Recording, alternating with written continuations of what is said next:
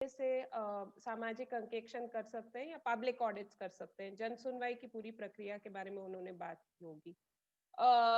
तो to start at the very beginning, 2006 से पहले शायद ही किसी राज्य सरकार ने कभी कोई सामाजिक अंकेक्षण किया हो। नरेगा के पहले तो बिल्कुल ही कोई सामाजिक अंकेक्षण कोई भी सरकार नहीं करती थी।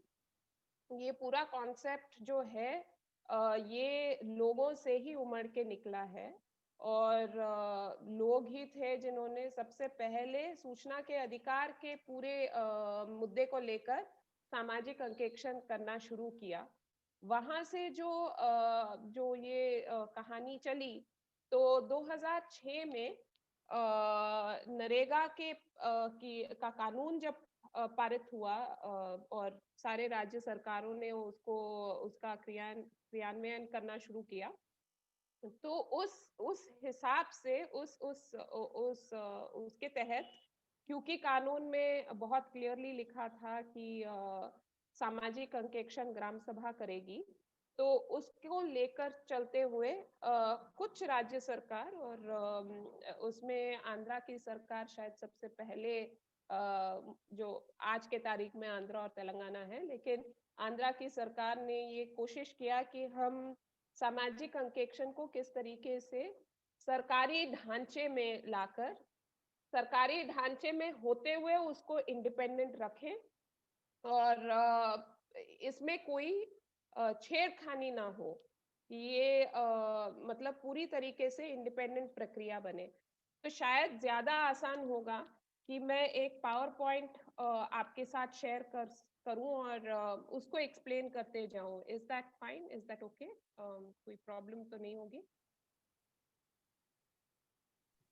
नहीं नहीं मैडम, कोई प्रॉब्लम नहीं होगी। जस्ट मैं स्क्रीन शेयरिंग का ऑप्शन आपको उपलब्ध करवा रहा हूँ। जी।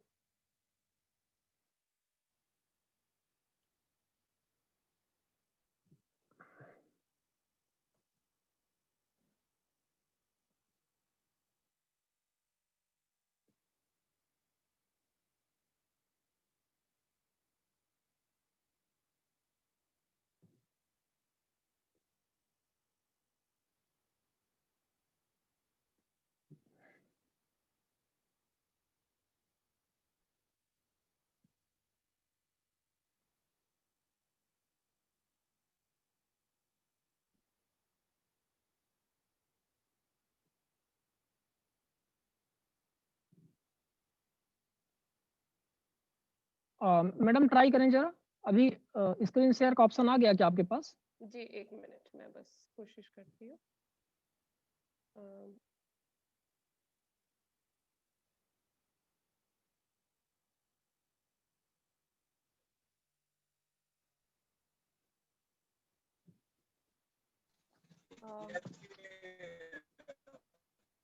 जी, आ गया है।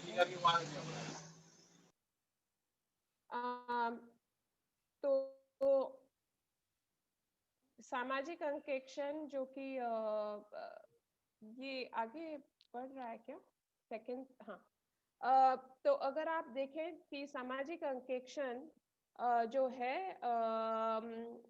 Mahatma Gandhi National Rural Employment Guarantee Act जो है, नरेगा का कानून, उसमें सेक्शन 17 बहुत क्लियरली कहता है कि सामाजिक अंकेक्षण किया जाएगा।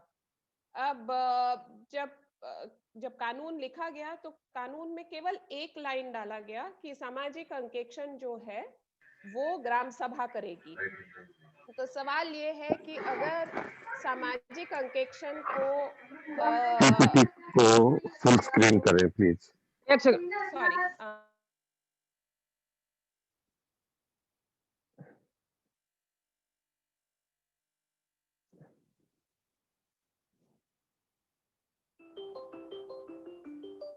अगर आप केवल एक लाइन लिखा गया कि सामाजिक अंकेक्षण जो है ग्राम सभा करेगी।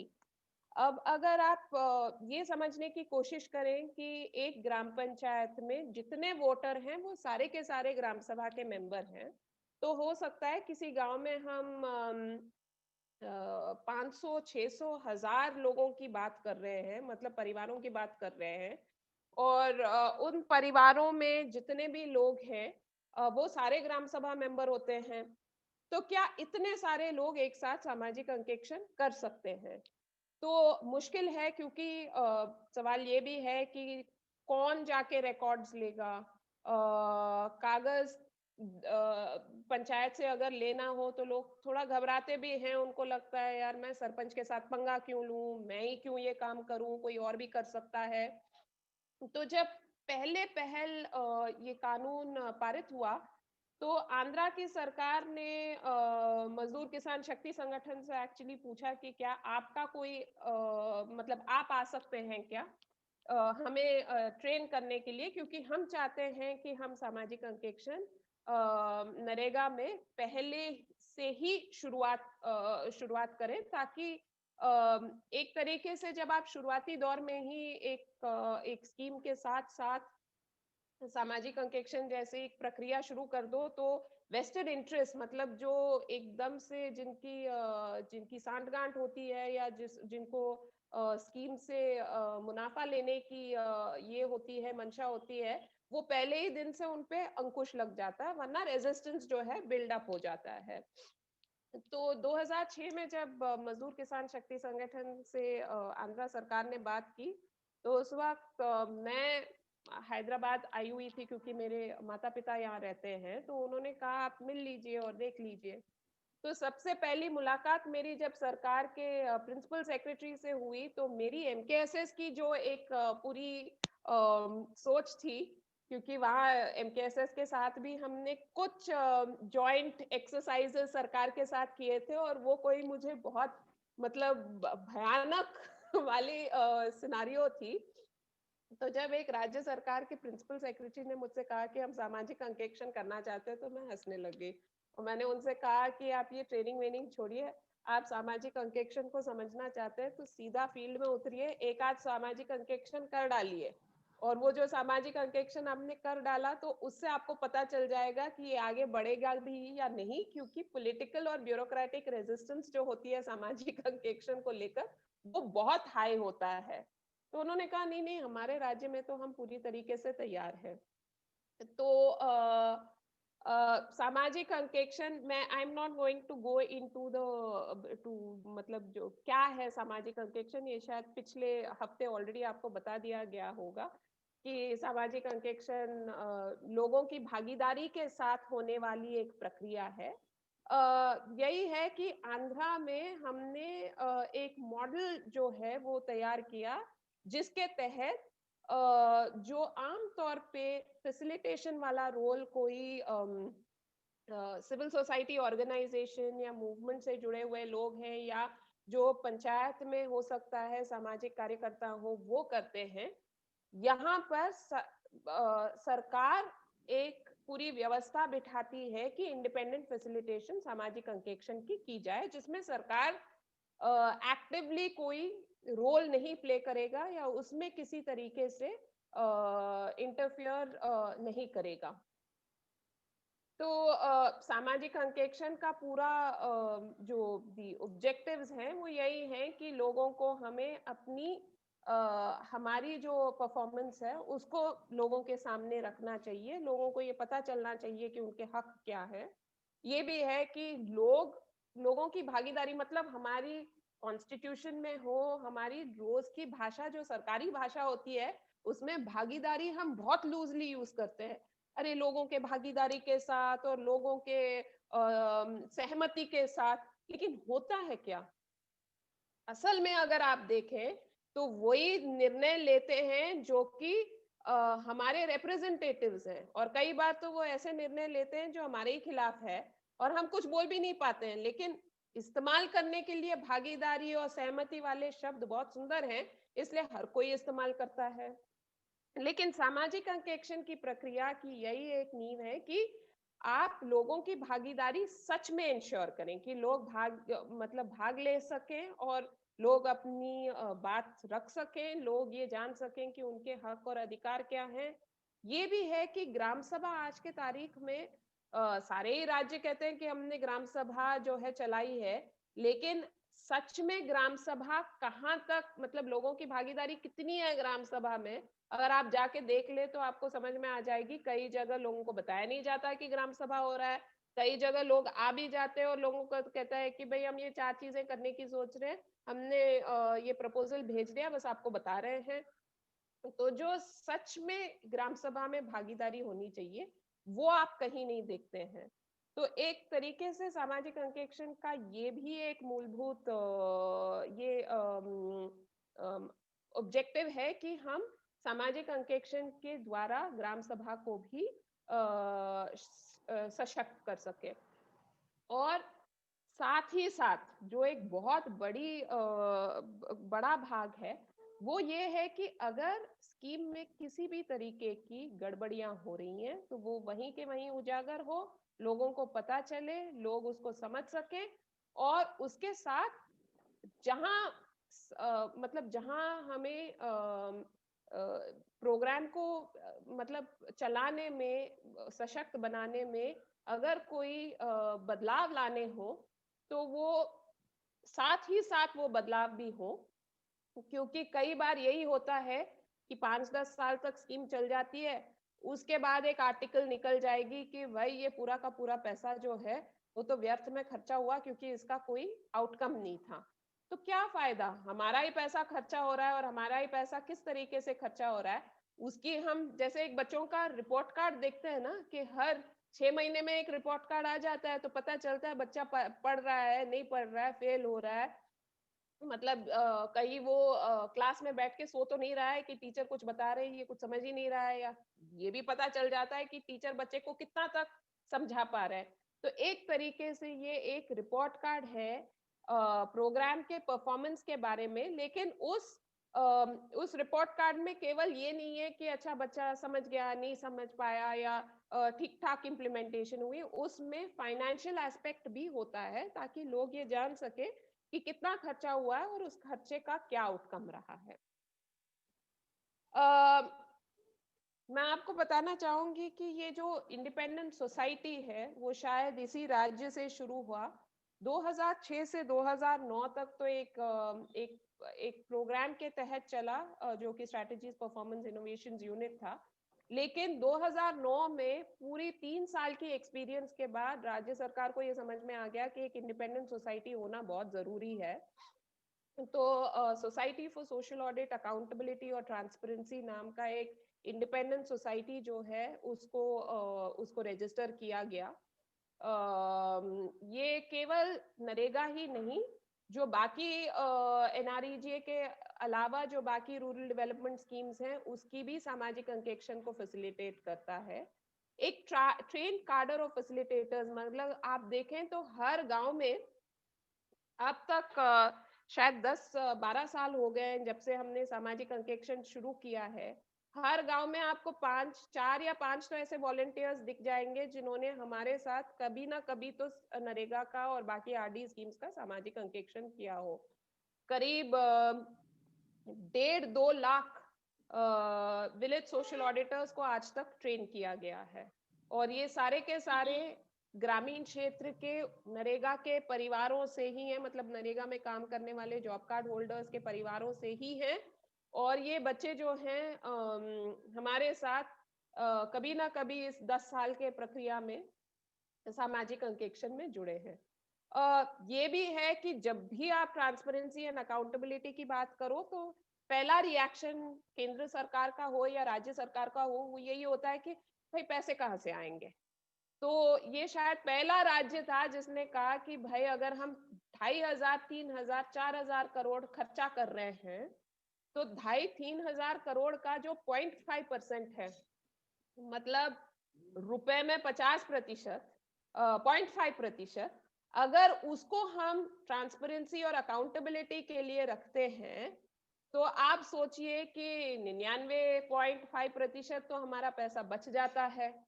क्योंकि 0.5% खर्चा करके आप ये देख रहे हैं कि क्या बाकी जो 99.5% है वो ढंग से खर्चा हुआ या नहीं। तो ये पहले राज्य था जिसने ये निर्णय लिया कि नरेगा के बजट का 0.5% अलग से रखा जाएगा, सामाजिक अंकेक्षण ही नहीं, बाकी ट्रांसपेरेंसी एंड अकाउंटेबिलिटी प्रक्रियाओं के लिए भी। और जब ये सामाजिक अंकेक्षण की संस्था को बना रही थी, तो ये भी एक निर्णय हुआ कि इसको पूरे तरीके से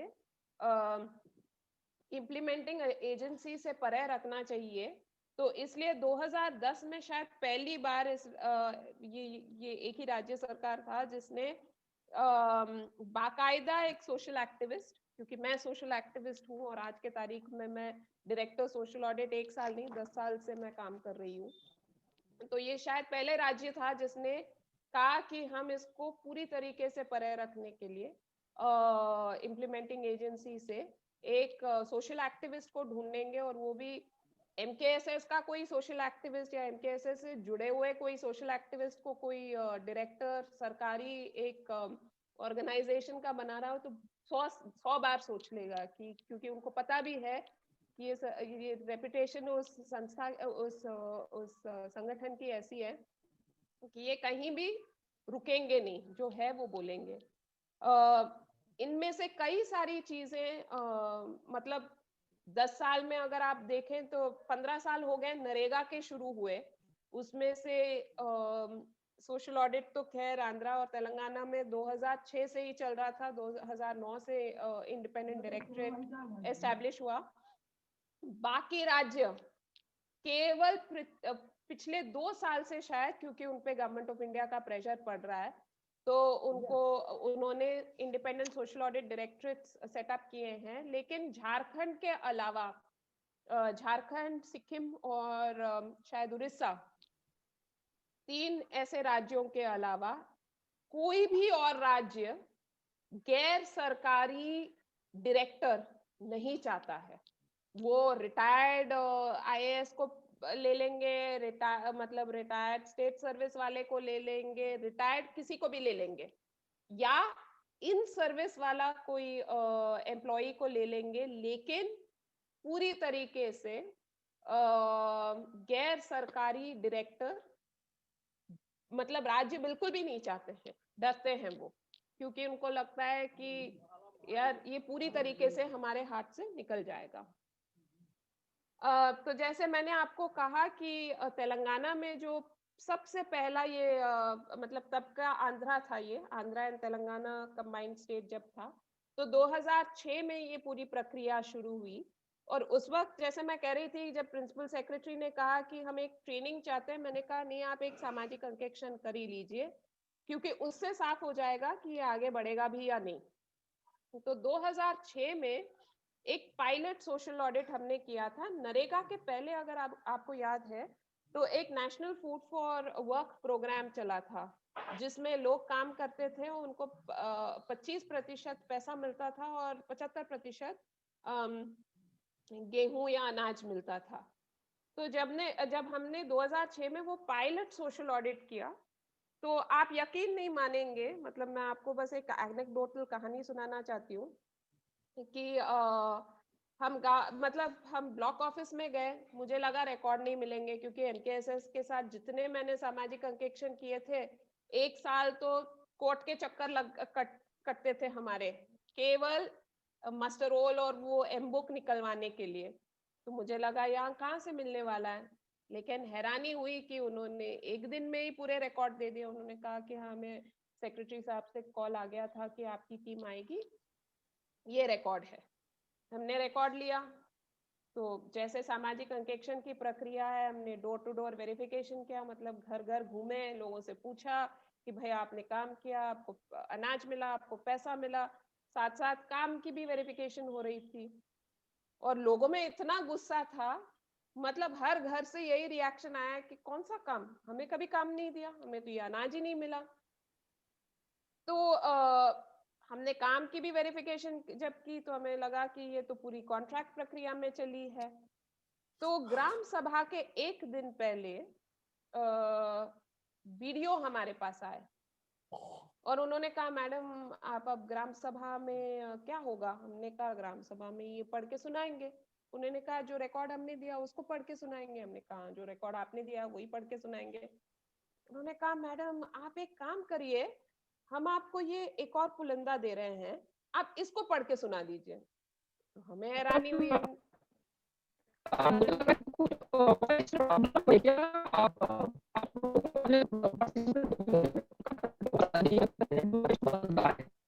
आपकी आवाज टूट रही है, मैं सुन नहीं पा रही हूँ। नेटवर्क इशू हुआ। जी नेटवर्क आपके पास? मैं बोलना चाह रहा हूँ नेटवर्क इशू कहाँ से है? हमारी तरफ से हो रहा है कि से हो रहा है? मुझे सुनाई नहीं दे रहा है, आई एम सॉरी। आपकी क्वेश्चन पूरी टूट शिवानंद जी एक बार वीडियो बंद करके आप बोलिए, शायद कहीं कवरेज बढ़ जाए। भैया थोड़ा माइक को पास में कर लीजिए ना। नहीं, ठीक है, नहीं, हमारी वो नेट के कारण प्रॉब्लम है। आप वीडियो एक बार बंद कर दीजिए ओके शिवानंद जी। ओके ठीक है मैडम, प्लीज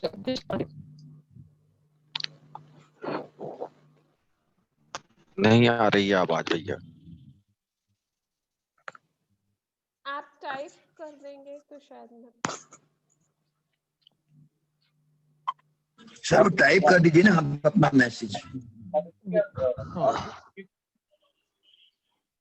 किदाम्बिनी जी आप करिए, कैरी ऑन करिए, आप कंटिन्यू करिए किदाम्बिनी जी। आप मुझे जी, ये जी। भी बता देंगे कि मेरे पास कितना टाइम है, क्योंकि आई आपके डोंट पास वांट टू ओवरशूट। जी आपको सुनने के लिए यहाँ पर आए हैं। मैं राहुल सिंह जी मैं हाँ और हाँ हमारे हाँ जी सर, सूचना आयुक्त महोदय का स्वागत, हमारे बीच में भी जुड़ गए हैं। जी तो कंटिन्यू करते हैं सेशन। हाँ सोम्या जी। जी जी जी जी तो फाइनली ये हुआ कि हमने वीडियो से ये पूछा कि आप 2 रिकॉर्ड हमको दे रहे हैं, इनमें से ऑडिट कौन सा हुआ है? तो उन्होंने कहा मैडम जो आपको रिकॉर्ड दिया वही ऑडिट हुआ है। तो मैंने कहा जो ऑडिट हुआ है तो उसी को पढ़ के सुनाएंगे, कोई और रिकॉर्ड हम कैसे पढ़ के सुनाएंगे? तो उन्होंने कहा नहीं मैम,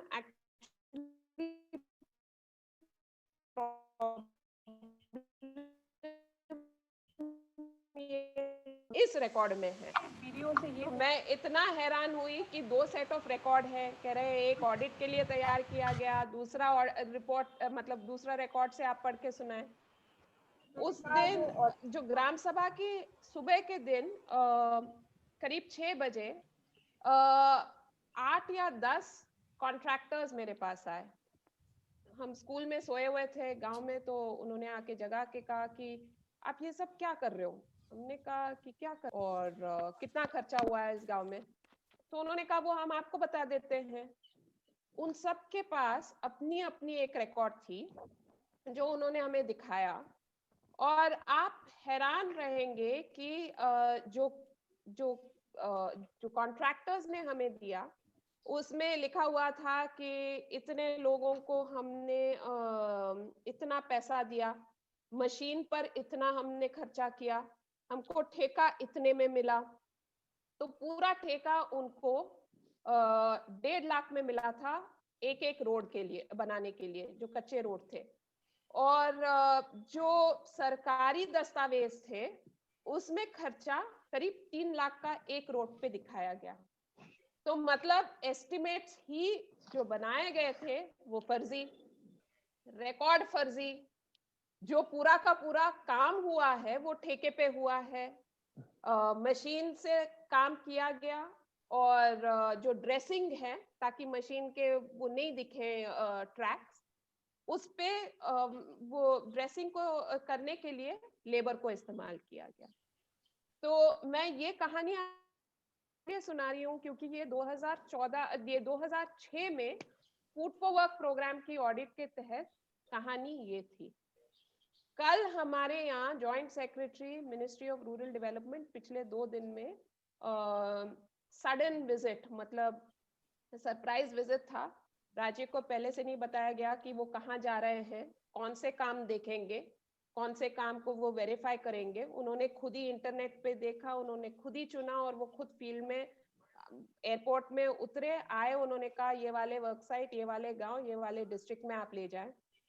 उन्होंने शायद 8 या 10 ऐसे काम वेरीफाई किए, और उनको एक ऐसा काम नहीं मिला जिसमें वो ये कह सकते थे कि मशीन चली है, या लोगों ने कम काम किया, ज्यादा पैसा दिया गया, या काम ही नहीं है और पैसा जो है वो उठाया गया है।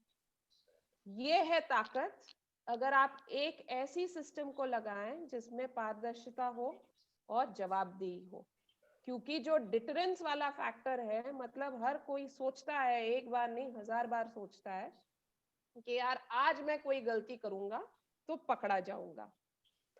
तो बस कुछ चीजें कि आज तक तो पहले राज्य था जिसने एक सामाजिक अंकेक्षण की पूरी सरकारी प्रक्रिया, मतलब सरकार किस तरीके की सपोर्ट, सरकारी प्रक्रिया मतलब सरकार किस तरीके की सपोर्ट एक इंडिपेंडेंट सोसाइटी को देगी, और उस सोसाइटी का जो सामाजिक अंकेक्षण जो किया जाता है उसका रिपोर्ट वो किस तरीके से उस पे फॉलो अप करेगी।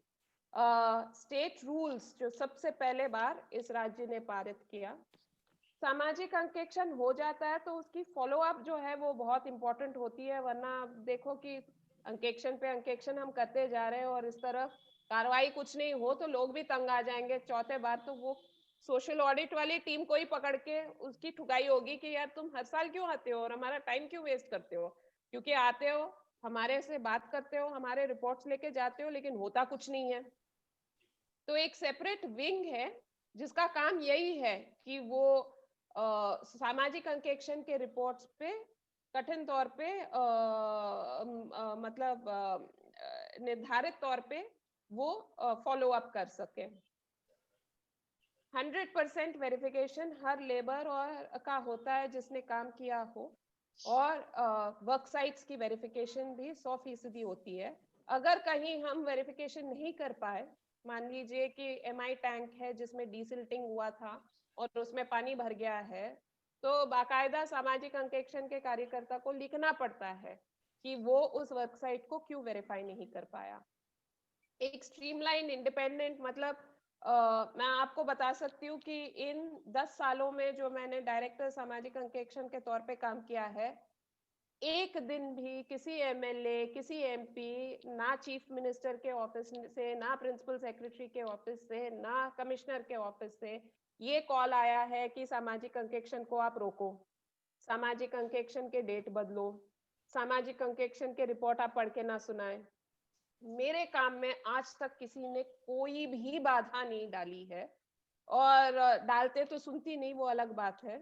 मैं हमेशा कहती हूँ कि मैं अपनी रेजिग्नेशन बैग में लेके घूमती हूँ कि जिस दिन मुझे अपने काम से रोका जाएगा उनको देके कहूंगी भैया आप किसी और को ढूंढ लो, मैं ऐसे काम नहीं कर सकती हूँ। लेकिन वो ताकत भी आती है इसलिए क्योंकि कोई मोह नहीं है कि मतलब प्रमोशन, एसीआर, ये वाले डर नहीं है। तो आगे चलते हुए सामाजिक अंकेक्षण की क्या आउटकम है ये तो खैर आप सब जानते हैं। मैं आगे प्रोसेस पे चलती हूँ। प्रोसेस क्या है, प्रक्रिया क्या है सामाजिक अंकेक्षण की? एक एनुअल कैलेंडर तैयार किया जाता है जो कि पब्लिक डोमेन में है। मैं ये सब आपको इसलिए कह रही हूँ क्योंकि मैं ये पहले ही आपको क्लियर कर देना चाहती हूँ कि हाँ, एक इंडिपेंडेंट सामाजिक अंकेक्षण इंस्टीट्यूशन है, वो सामाजिक अंकेक्षण कर रहा है, हर राज्य में अलग अलग तरीके से काम कर रहा है, लेकिन सामाजिक अंकेक्षण की जो एनुअल कैलेंडर है वो पब्लिक डोमेन में है। और मुझे लगता है कि जो सिविल सोसाइटी ऑर्गेनाइजेशंस हैं या जो वॉलंटियर ग्रुप्स हैं या मूवमेंट्स हैं इन राज्यों में, उनको बाकायदा ये कैलेंडर लेके वहां पहुंच जाना चाहिए जब सामाजिक अंकेक्षण हो रहा है, और देखना चाहिए कि आखिर में जो सामाजिक अंकेक्षण हो रहा है वो किस प्रक्रिया से हो रही है और ढंग से हो रही है या नहीं। क्योंकि ये अलग बात है कि हाँ, सरकार ने सामाजिक अंकेक्षण, सरकारी एक ढांचा सामाजिक अंकेक्षण कर रहा है तो इसमें हमारा कोई रोल नहीं है। लोगों की रोल हमेशा होती है, लोगों की भूमिका हमेशा होनी चाहिए, क्योंकि अगर इन सामाजिक अंकेक्षण की जो इंस्टीट्यूशंस हैं उनको ढंग से काम करना है तो ये डर उस सामाजिक अंकेक्षण संस्था में भी होनी चाहिए कि भाई जब हम काम कर रहे हैं या हमारा जो रिपोर्ट है उसे कोई भी ले सकता है और उसको जाके वेरीफाई कर सकता है, और ये हमसे सवाल जवाब किया जा सकता है कि आपने ये पाया, हमने आप ही की रिपोर्ट ली और हमने जाके बाकायदा एक और वेरिफिकेशन किया और हमको मिला है कि आपके लोगों ने ढंग से काम नहीं किया है। वो डर जो है और वो जो अंकुश है वो इन संस्थाओं पर भी, क्योंकि हम सामाजिक अंकेक्षण कर रहे हैं, इसका मतलब ये नहीं है कि मतलब सामाजिक अंकेक्षण के नाम से ही हम बिल्कुल एथिकल हो गए या हमारे ऊपर कोई सवाल नहीं उठा सकता है। सवाल उठाना बहुत जरूरी है और वो सामाजिक अंकेक्षण संस्था पर उठाना उतना ही जरूरी है जितना कि किसी और डिपार्टमेंट पे आप उठाते हो। तो ये जो एनुअल कैलेंडर मैं इसलिए कह रही हूँ क्योंकि ये annual calendar ministry of rural development की जो वेबसाइट है उस पे पब्लिक डोमेन में है, तो आप में से कोई भी उसको डाउनलोड कर सकता है और उस कैलेंडर के तहत तारीख दी जाती है कि किस ग्राम पंचायत में किस दिन होगी। आपको जाके जुड़ना चाहिए और देखना चाहिए कि यार आखिर ये कर क्या रहे हैं। और मैं तो बहुत खुश होंगी कि अगर ऐसी प्रक्रिया शुरू हो, क्योंकि बहुत जरूरी है कि सामाजिक अंकेक्षण संस्थाओं को भी इतना मतलब इतना महान या ग्रेट हम नहीं मान ले कि भाई उनसे हम कोई सवाल जवाब नहीं कर सकते हैं। अगला ये जो है इसको एक्चुअली करेक्शन, पहले जब हम ट्रेनिंग देते थे हम हमारे सारे लोगों को आरटीआई एप्लीकेशंस देने की ट्रेनिंग देते थे। मतलब we used to make sure कि वो एक एप्लीकेशन लिखे, हालांकि सूचना अपने आप में हमको मिल जाती थी whether the RTI application was made or not made, लेकिन हम हमारे लोगों को नरेगा के साथ साथ आरटीआई की पूरी ट्रेनिंग देते हैं।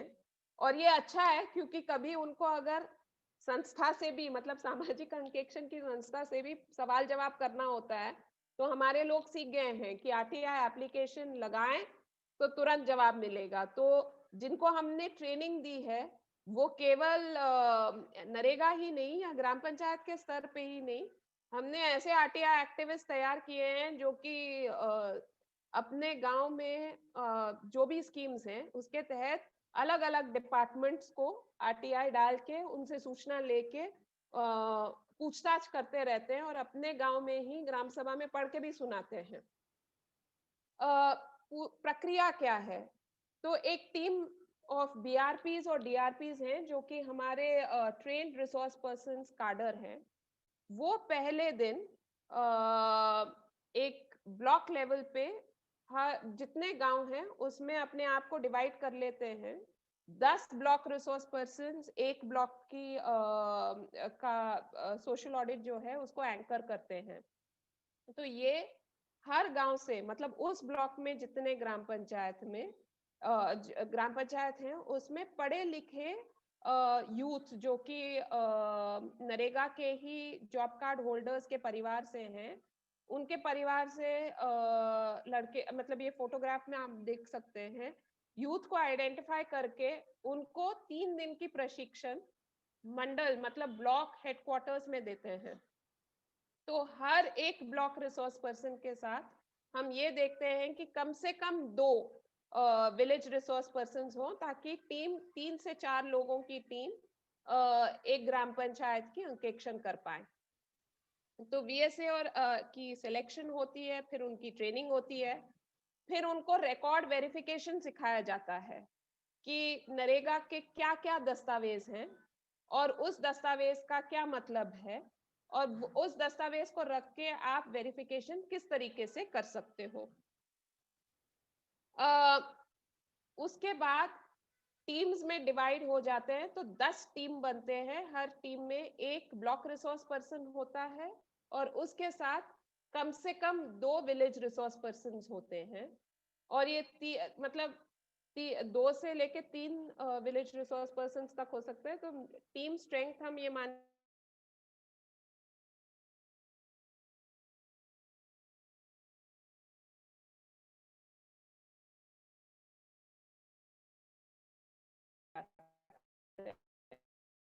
होती है। तो अगर आप देखें डोर टू डोर वेरिफिकेशन में उनको कंसोलिडेटेड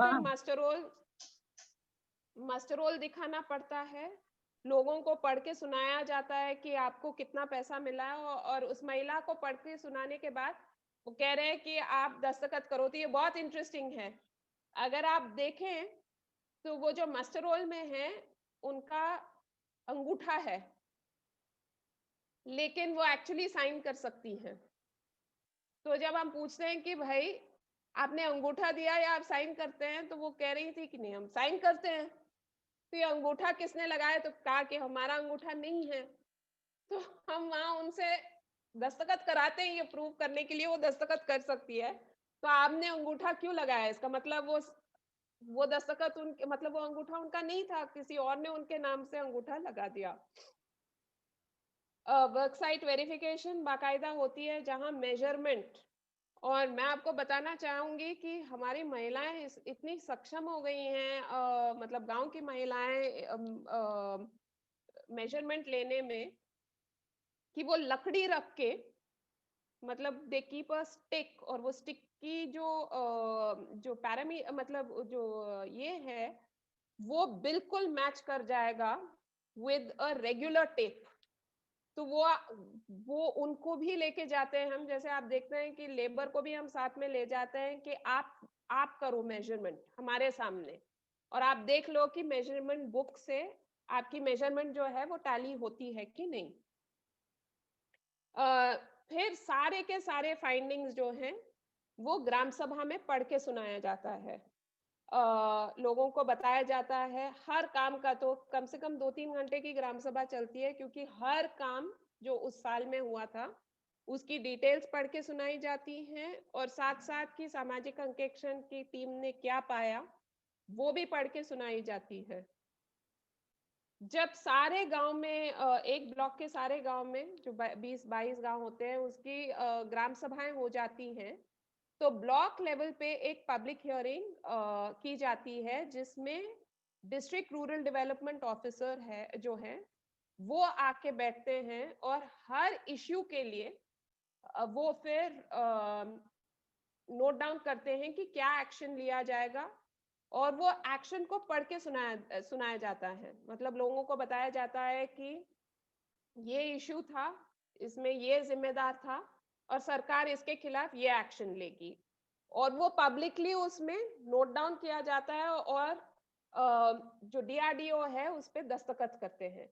जैसे ही एक डीआरडीओ हम कहते हैं उसको, we call it a social audit decision taken format, जिसमें ग्राम सभा में और सोशल ऑडिट में जो इश्यू उठाया गया वो आता है, उसके रिकमेंडेशन मतलब सोशल ऑडिट टीम क्या रेकमेंड कर रहा है उसमें एक्शन वो आता है, और क्या एक्शन सरकार लेगी वो भी लिखा जाता है, और हर पेज पे वो दस्तखत करते हैं। इसका मतलब है कि वो एक सरकारी दस्तावेज हो जाता है। मैं ये भी बताना चाहूंगी कि डेटा एंट्री तो हम करते हैं, लेकिन ये जो ओरिजिनल रिपोर्ट जो उस लड़के ने अपने हाथ में ले रखा है, और जो उस टेबल पे जिस पे दस्तखत होती है डिसीजन के साथ, ये सारे रिपोर्ट्स 2010 से लेके 2020 तक की जितनी सोशल ऑडिट्स हुई हैं वो पब्लिक डोमेन में है। मतलब कोई भी वो original report, hand written report along with the evidences जो है उसको डाउनलोड कर सकता है और जाके वेरिफिकेशन कर सकता है। ये हम स्कैन करके इसलिए डाल रहे हैं क्योंकि कई बार जो रिपोर्ट है, रिपोर्ट से परे ही MIS की रिपोर्ट आ सकती है, कि ओरिजिनल रिपोर्ट में कुछ और लिखा गया है और MIS रिपोर्ट में मनगढ़ंत कुछ और लिखा जा रहा है। तो टू मेंटेन दैट पैरिटी, कि कोई भी मतलब वो ट्रांसपेरेंसी मेंटेन करने के लिए सारे के सारे आज तक जितने सामाजिक अंकेक्षण हुए हैं उसकी ओरिजिनल रिपोर्ट जो है वो स्कैन करके पब्लिक डोमेन में डाला गया है ताकि कोई भी उसको ले सके। तो वेरी क्विकली, जैसे मैंने आपको बताया कि एक सामाजिक अंकेक्षण की टीम जो है वो एक स्टेट रिसोर्स पर्सन और 10 डिस्ट्रिक्ट रिसोर्स पर्सन जो कि फुल टाइम सैट स्टाफ है। ये भी मैं बताना चाहूंगी कि जो DRP और BRP हैं वो सारे के सारे लेबर के ही परिवार से हैं, क्योंकि हम कोई हायरिंग एजेंसी को रख के हायर नहीं करते हैं। ये जितने विलेज रिसोर्स पर्सन्स को हमने ट्रेन किया है उनमें से जितने भी लोगों ने कम से कम 3 सोशल ऑडिट किया हुआ है, वो जब हम नोटिफिकेशन निकालते हैं they are eligible to come and write the exam. फिर उनकी एग्जाम लिखने के बाद उनको एक इंडिपेंडेंट पैनल इंटरव्यू करता है सॉरी एक इंडिपेंडेंट पैनल होता है जो उनको इंटरव्यू करता है। तो जो एग्जाम और इंटरव्यू में पास होते हैं उन्हीं को हम ब्लॉक रिसोर्स पर्सन के रूप में लेते हैं। तो हमारी सारे resource person they are all from NREGA families, मतलब जॉब कार्ड होल्डर की परिवार से हैं जिन्होंने विलेज रिसोर्स पर्सन के तहत काम किया हो। ये तो एडवर्टाइजमेंट निकलता है लेकिन प्रेफरेंस केवल इन्हीं लोगों को दिया जाता है, क्योंकि सबसे ज्यादा जो उस स्कीम से जुड़े हुए हैं वही लोग हैं जो उस स्कीम में काम करते हैं और केवल वो ये दर्द समझ सकते हैं। तो बाकी राज्यों में ये सिस्टम है नहीं, लेकिन हमारे राज्य में हमने पहले से, इस वजह से अगर आप देखें तो सामाजिक अंकेक्षण की जितने रिसोर्स पर्सन हमारे साथ काम करते हैं ऑलमोस्ट 90% उनमें से मार्जिनलाइज्ड और दलित परिवारों से ही हैं, क्योंकि ज्यादा से ज्यादा इन्हीं परिवारों से लोग नरेगा में काम करने के लिए भी आते हैं। तो आप उनसे पूछ लें तो कई लोगों के पास जमीन नहीं है, कुछ और नहीं है। वो कहते हैं मैडम हमने 3 ऑडिट किए थे या 10 ऑडिट विलेज रिसोर्स पर्सन के रूप में किया था, फिर हमने एग्जाम लिखा, फिर हम इंटरव्यू में आए और आज देखिए हम हमारे गांव में ही नहीं पूरे राज्य में लोगों को उनके हक के लिए लड़ना सिखा रहे हैं। जैसे मैंने कहा कि एक साथ सारे ही ब्लॉक जितने ग्राम पंचायत हैं एक ब्लॉक में उसकी अंकेक्षण होती है और पूरी प्रक्रिया करीब 15 दिन लगता है। तो वो 15 दिन तक वो टीम उसी ब्लॉक में उसी गांव में रहता है। तो काफी कठिन काम भी है, मतलब आमतौर पे मैंने तो यही देखा है कि कई राज्यों में टीम जाती है सुबह, फिर शाम को वापस आ जाती है, फिर अगले दिन वापस जाती है। आप गांव में रहेंगे नहीं, लोगों के साथ मिलजुल के उनसे बात नहीं करेंगे, तो वो अंकेक्षण का क्या मतलब है? आप कोई ऑफिसर नहीं हो, आपका काम यह है कि आप लोगों के साथ जुड़ के अंकेक्षण करें। तो पब्लिक हियरिंग का मैंने आपको बताया, हियरिंग होता है, जनसुनवाई होती है जिसमें डिसीजंस लिए जाते हैं। हियरिंग के बाद ये एक जो ओरिजिनल कॉपी है वो सोशल ऑडिट सोसाइटी को मतलब में रखा जाता है ताकि उसको प्रोटेक्ट किया जाए। कई बार तो 8 साल बाद कोर्ट कई बार मांगता है वो रिपोर्ट, कहता है कि ओरिजिनल रिपोर्ट आप भेजें, तो हम वो सारे रिपोर्ट्स हमारे पास रखते हैं ओरिजिनल, क्योंकि हम नहीं चाहते हैं कि जब कोर्ट उसको देखना चाहे या उसको मांगता है तो लोग कहें कि भाई गाय खा गई, बाढ़ आ गई थी तो वो खो गया। तो जो फोटो कॉपी है, tested photocopy is given to the vigilance wing, हर मतलब उस जिले के विजिलेंस विंग को दिया जाता है ताकि वो फॉलो अप एक्शन शुरू करे। और डेटा एंट्री के साथ साथ ये स्कैन रिपोर्ट्स जैसे मैंने कहा वो पब्लिक डोमेन में डाला जाता है।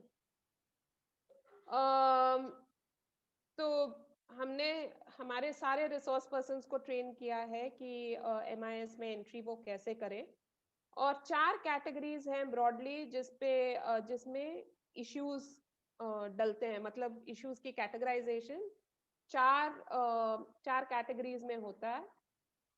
अगर आप देखें कि कितनी बारीकी में हम जाते हैं तो फाइनेंशियल कैटेगरी में होता है कि muster roll related, muster roll से जुड़े हुए सारे इश्यूज, वर्क रिलेटेड मतलब काम से जुड़े सारे इश्यूज, पेमेंट रिलेटेड कि लोगों को पेमेंट मिला नहीं मिला, अगर नहीं मिला तो क्यों नहीं मिला, किसी और को मिला तो कैसे मिला, एक के बदले दूसरे ने पैसा लिया तो कैसे लिया।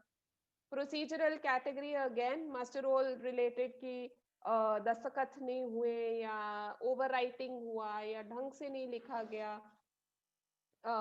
Again work related procedural issues भी होते हैं कि इसने जाके 100 पेड़ लगाए, अंकेक्षण के वक्त केवल 50 पेड़ ही बचे थे, बाकी 50 नहीं बचे हुए थे। तो उसको या शिवानंद जी के खेत में काम करना था, पता चला किसी और के खेत में काम हो गया लेकिन नाम तो शिवानंद जी का ही चला। तो फिर payment related, job card related, तो बारीकी के साथ आज के तारीख में मैं कल ही देख रही थी 2010 से लेके 2020 तक 40 लाख पैरा, मतलब 40 लाख इश्यूज हमने आइडेंटिफाई किया है, जिसपे लगातार कार्रवाई सरकार करती जा रही है। कईयों में एफआईआर दर्ज हो गए, रिकवरीज हो गई, लोगों को बर्खास्त किया गया है, हटाया गया है, उनको सस्पेंड किया गया है, उन पे फाइन्स लगाए गए हैं। और ये केवल ऐसे नहीं है कि गैर सरकारी contract employees, block development officers, engineers, खूब सारे ऐसे कैटेगरीज के लोग भी हैं जिन पर एफआईआर भी दर्ज हुए हैं और बाकायदा डिपार्टमेंटल इंक्वायरी और सस्पेंशन तक गए हैं। इनफैक्ट मुझे याद है एक वीडियो की पत्नी ने आके मुझसे कहा कि मैडम सोशल ऑडिट का पैरा उनका क्लियर नहीं हुआ, तो मुझे, मेरे पति मर गए हैं, मुझे पेंशन तक नहीं मिल रहा है, तो कितने दिन लगेंगे और ये इश्यू सॉल्व होने में। तो ऐसा नहीं है कि डिपार्टमेंटल तौर पे हम छोड़ देते हैं। अगर कोई पकड़ा जाता है तो रिकवरी और एक्शन तो सबके खिलाफ होती है। तो अगर आप सब कैटेगरीज देखें तो बेनामी नाम, मशीन इस्तेमाल किया गया है कि नहीं, काम बिल्कुल नहीं है लेकिन पैसे उठ गए हैं, घोस्ट वर्क्स, पे ऑर्डर को जनरेट कर दिया बिना मास्टर रोल के, मतलब मटेरियल में आपने ज्यादा पैसा दे दिया, आपने लोगों से पैसा इकट्ठा किया, उनको उन्हीं का मतलब उनकी पेमेंट करने के लिए आपने उनसे पैसे वसूल किए, ज्यादा पर्सन डेज आपने बुक किया पे ऑर्डर में, मतलब काम कम हुआ लेकिन ज्यादा दिन बुक किए गए, काम कॉन्ट्रैक्ट पे हुआ गया है, प्रोसीजरल डिविएशन के एग्जांपल्स आप देखें। मतलब ये सब मैं आपको इसलिए दिखा रही हूँ because I just want to tell you कि इतनी बारीकी में सामाजिक अंकेक्षण करने से ही उस सामाजिक अंकेक्षण का फायदा होगा। अगर ऊपरी तौर पे अगर करना चाहें तो खूब सारे राज्य कर भी रहे हैं और लोग, मतलब लोगों को समझ में नहीं आ रहा है कि वो उसको कहाँ से पकड़े, पर ये सारे रिपोर्ट पब्लिक डोमेन में हैं। तो मेरा रिक्वेस्ट ये है कि अपने अपने राज्यों में आप जरूर उन रिपोर्ट्स को ले और सवाल जवाब करें कि भाई आपने ये कहा, हमने ये पाया, तो इतना फर्क कैसे आया। तो अगर आप देखें आज के तारीख में 545 करोड़, मतलब 545 करोड़ हमने अगर गबन पाया या डिविएशन पाया, उसमें से 415 करोड़ तो प्रिसाइडिंग ऑफिसर को एक्सेप्ट करना पड़ा कि गड़बड़ियां हैं।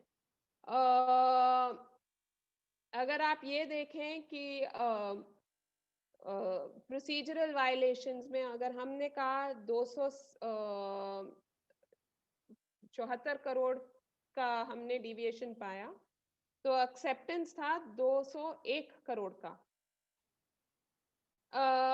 ओवरऑल अगर आप देखें कि कितने ऐसे पैरा थे जिसमें ठोस सबूत के साथ सरकार ने कहा कि हाँ ये तो डिविएशन ही है, 142 करोड़।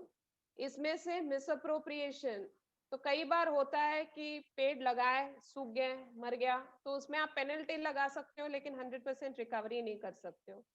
तो जो बाकायदा उन्होंने कहा है कि ये तो मिसअप्रोप्रिएटेड है, मतलब लोगों ने पैसा खाया है, वो करीब 54 करोड़ है और आज तक की जो रिकवरी हुई है वो करीब 14 करोड़ है। तो लोग पूछेंगे कि रिकवरी इतनी कम क्यों है। तो इस देश में खाना सबने सीखा है, वापस देना नहीं सीखा है।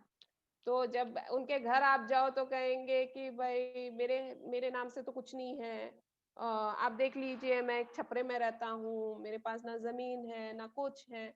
अब उसने अगर किसी और के नाम से बेनामी में रखा है तो रेवेन्यू रिकवरी एक्ट के तहत आप उनको रिकवरी नोटिसेस दो, आप उनके पीछे पड़ो। वो तो खैर चल रहा है, ऐसा नहीं है कि छोड़ दिया जाता है, बट लंबी प्रक्रिया है।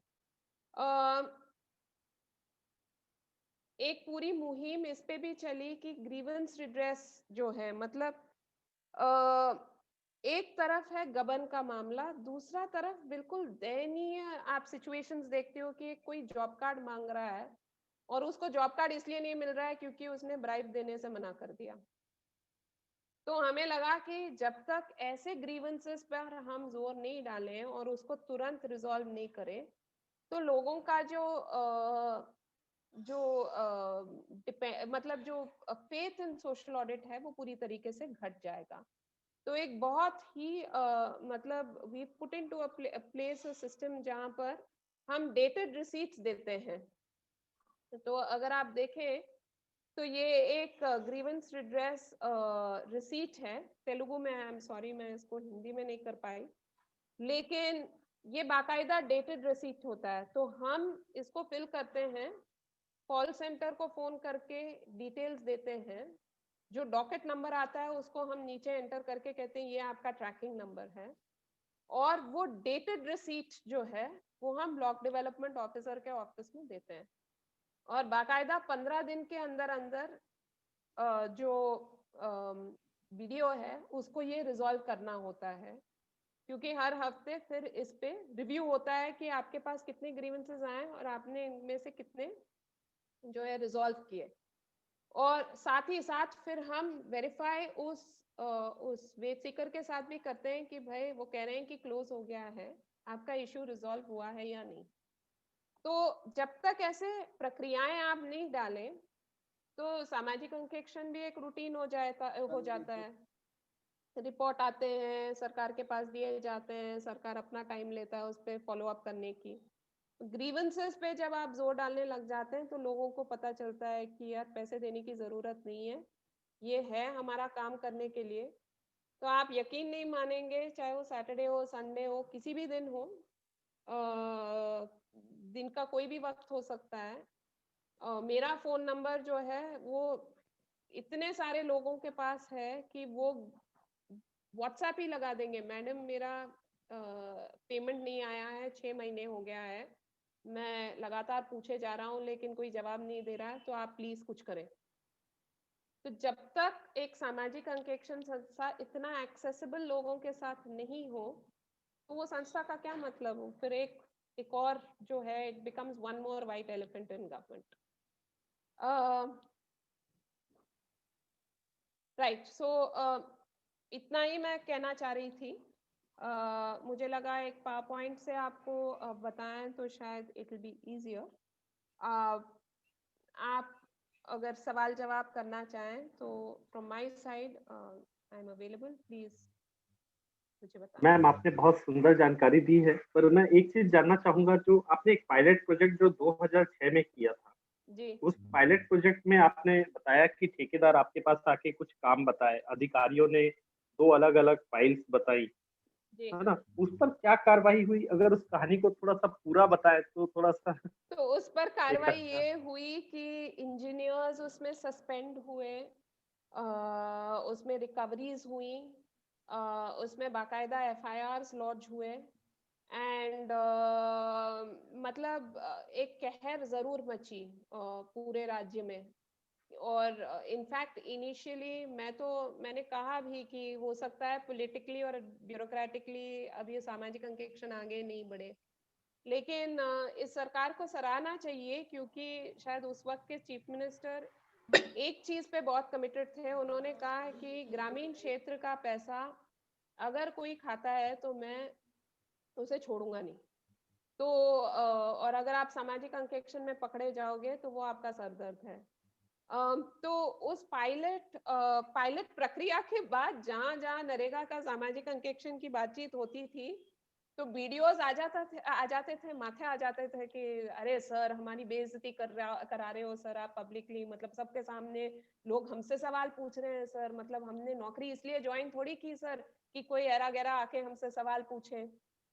लेकिन उस वक्त के प्रिंसिपल सेक्रेटरी को भी मैं दाग देना चाहूंगी कि वो बहुत मतलब ही was just completely committed to social audits. उन्होंने कहा कि सवाल ही नहीं पैदा होता है, आप आए हैं यहाँ काम करने के लिए और आप ये आपके घर का पैसा नहीं है, ये पब्लिक पैसा है, जवाब तो आपको देना ही पड़ेगा। नौकरी नहीं करना चाहते हो तो ट्रांसफर ले लो या कहीं और चले जाओ। सामाजिक अंकेक्षण तो नहीं रुकेगा, और नरेगा में तो ये 100% चलेगा ही चलेगा। तो एक कहर जरूर मची थी उस वक्त, लेकिन मैं उस इससे जी एक बात और जोड़ना चाहूंगा जी कि अधिकारी कर्मचारी या ठेकेदारों तक पर तो एक्शन की बात ठीक है, जी जो ऑडिट करने वाले ऑडिटर थे उस समय,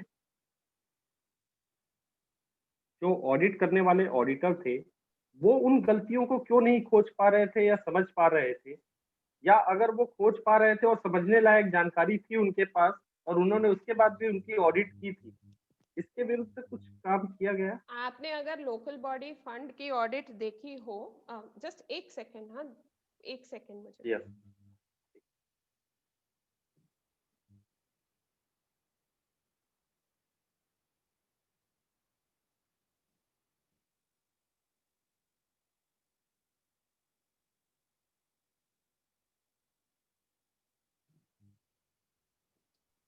सॉरी, दरवाजे पे कोई आया था।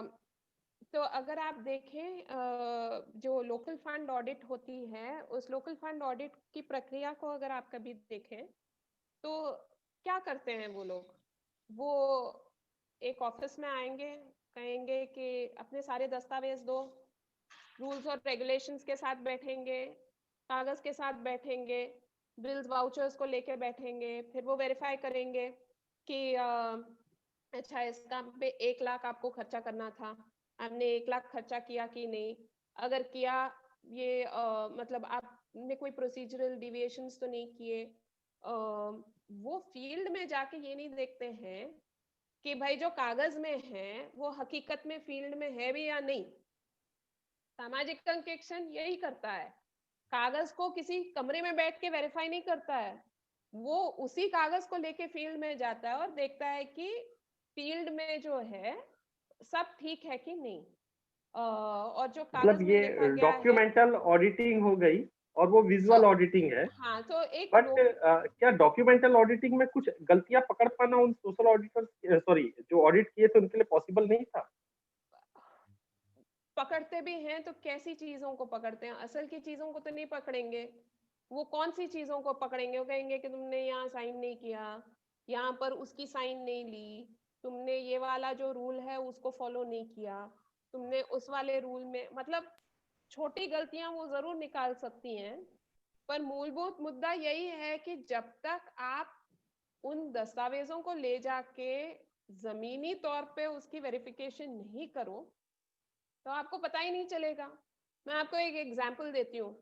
हैदराबाद में मेरे इलाके में हर साल जब बारिश होती है उसके बाद जो है सड़क बन जाती है, और पता नहीं क्यों बारिश से पहले नहीं बनाते हैं लेकिन बारिश के तुरंत बाद बनाते हैं। जब बारिश हो रहा है तब बनाने लग जाते हैं, तो वैसे भी आधे टाइम तो it is very bad quality. लेकिन अगर आप ये देखना चाहें कि एक शहर में एक कॉलोनी में पिछले 10 या 20 साल से एक स्ट्रेच ऑफ रोड को कितनी बार मरम्मत किया गया है, तो आपके पास एक तो वो ट्रैकिंग मैकेनिज्म नहीं है, दूसरा अगर आप निकालेंगे तो आप हैरान होंगे कि एक ही रोड को हर साल जो है इट इज बीइंग रिपेयर्ड। लेकिन लोकल फंड ऑडिट जब वेरीफाई करेगा या लोकल बॉडीज जब ऑडिट करते हैं या एजीबी जब ऑडिट करते हैं तो वो they going to big things, वो मतलब वो बड़े बड़े जो कांड है उनमें जाते हैं, लेकिन जो बारीकियां हैं अनफॉर्चुनेटली उसमें नहीं जाते हैं। इसलिए कई बार मैं जब मतलब अब तो लगातार हर साल हम एजी ऑडिट अकाउंटेंट जनरल के ऑफिस जो है यहाँ है, प्रिंसिपल अकाउंटेंट जनरल के ऑफिस के स्टाफ को जब ट्रेनिंग देते हैं, वो मुझे बड़े सलीके से कहते हैं madam your audit is different, हमारा वाला ऑडिट अलग है। तो मैं उनसे पूछती हूँ कि आपकी ऑडिट अलग क्यों है, तो कहते हैं हम तो केवल कागज देखते हैं ना, हमारा तो मतलब केवल कागज देखने से है। इसलिए सामाजिक अंकेक्षण इतना ज्यादा एक्सेप्टेबल है और इतना लोग डरते हैं, सामाजिक अंकेक्षण से ज्यादा डरते हैं, इसलिए क्योंकि उनको पता है कि एजी ऑडिट को आप वैसे भी गुमराह कर सकते हो या कोई भी रिकॉर्ड तैयार करके उनको दे सकते हो, लेकिन सामाजिक अंकेक्षण में आप ये बकवास नहीं कर सकते हो, क्योंकि जो आपके कागज में वही जाके वो देखने वाले हैं, और अगर दोनों में मेल नहीं हो तो लोग आपके पीछे पड़ सकते हैं। इनफैक्ट इनिशियल स्टेजेस वो पायलट के बाद जब सरकार ने पूछा, चलो सरकारी जितने बीडीओज या इंजीनियर्स थे उन सबसे फीडबैक मांगा, तो उन्होंने कहा सर अब अंकेक्षण करना ही चाहते हो ना सर, इनएविटेबल है, मतलब सीएम साहब ने निर्णय ले लिया और आपने निर्णय ले लिया कि ये करना ही है। तो सर एक ही रिक्वेस्ट है सर, एक तो ये जो ग्राम सभा और पब्लिक हियरिंग में पढ़ते हैं ना वो हटा दीजिए सर, ग्राम सभा हटा दीजिए और पब्लिक हियरिंग हटा दीजिए। अंकेक्षण कर ले सर, बाकायदा ये अंकेक्षण कर ले, हमें कोई दिक्कत नहीं है, बस रिपोर्ट सीधा हमको दे दें।